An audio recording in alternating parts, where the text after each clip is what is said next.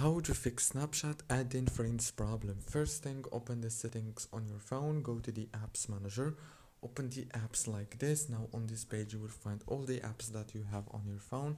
Scroll until you find Snapchat. When you find it, click on it like this. As you can see, when you click on Snapchat, it will take you to the app informations. Click on force stop and then click on data usage. Disable the roaming data right here. Go back to the settings on your phone, go to the wireless and networks, enable the airplane mode for 6 seconds and disable it.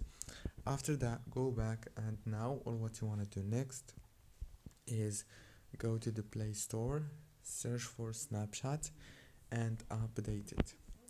Very easy and simple, as you can see. Don't forget to like and subscribe, and thank you so much for watching this video until the very